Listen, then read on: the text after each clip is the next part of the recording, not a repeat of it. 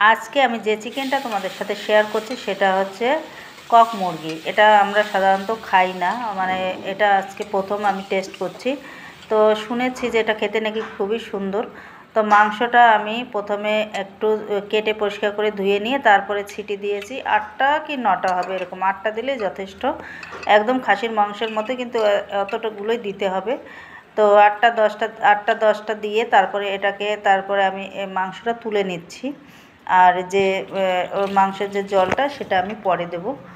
এবারে আমি মশলা দিয়েছি, এর মধ্যে দিয়েছি পেঁয়াজ রসুন আদা জিরে টমেটো আর শুকনো লঙ্কা আর লাল লঙ্কার গুঁড়ো দিয়েছি। তো ওগুলো মশলাটা কষিয়ে নিয়ে তারপরে মাংসটা দেখলে তো জল থেকে তুলে তারপরে আমি এটাকে কষিয়ে নিচ্ছি। আলু দিয়েছি, দুটো বড় সাইজের আলু দিয়েছি।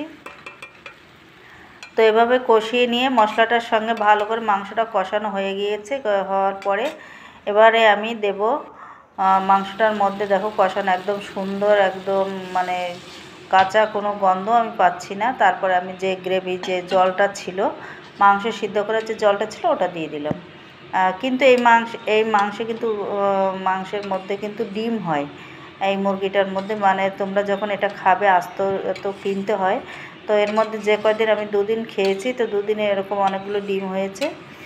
আর ডিমগুলোও কিন্তু খেতে ভালো লাগে।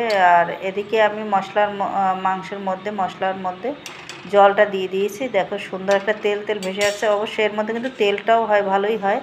অবশ্য তেল যখন তোমরা করবে পুরোটা অনেকের অসুবিধা থাকতে পারে, পেটের সমস্যা হয়, তখন তেলটা বাদ দিয়ে দেবে। আর আমি যেহেতু তেলটা একটু ভালো খাই, তার জন্য আমি এখানে 2 টুকরো চর্বি দিয়ে দিয়েছি। আমার যে কোনো চর্বি ভালো লাগে খেতে, তার জন্য আমি ফুটন্ত যখন ঝোলটা ফুটে উঠবে তখন দেবে। আর কষানোর মধ্যে তেল দিলে কিন্তু একদম পুরো তেলটাই গলে যাবে, মানে মাংস খাওয়ার তখন আর ইচ্ছে থাকে না তেলটা মুখে গেলে। এরপরে দিয়ে দেব আমি চিকেন কারি মশলা, সেটা আমি 2 টেবিল চামচ দিয়ে দেবো। তো চিকেন কারি মশলাটা দিলে একটু অন্যরকম স্বাদ লাগে, যেহেতু পেঁয়াজ রসুন এটা আমাদের নর্মালি খাবার। তারপর একটু চিকেন কারি মশলাটা দিয়ে দিলাম। এবার দেওয়ার পরে একটু গরম মশলা দিয়ে দিয়েছি। তো এভাবে একদম সংক্ষিপ্তভাবে আমি প্রতিদিন প্রায় দিনই চিকেনের রেসিপিটা প্রায় দিনই শেয়ার করি।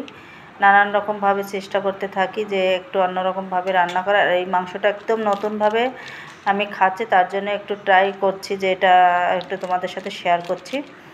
এই দেখো 2 টেবিল চামচই দিলাম। তো তোমরা দেখতেই পাচ্ছ কি সুন্দর টকবক টকবক করছে, আর কালারটাও বেশ সুন্দর হয়েছে।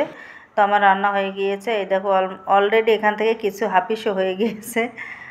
যে পরিমাণটা আমি দিয়েছিলাম সেটা নেই এখানে। রান্নার পরে আমি চেখে নিয়েছি। তো আজকের মতো এখানে শেষ করছি, আবার দেখা হবে নতুন ভিডিওতে।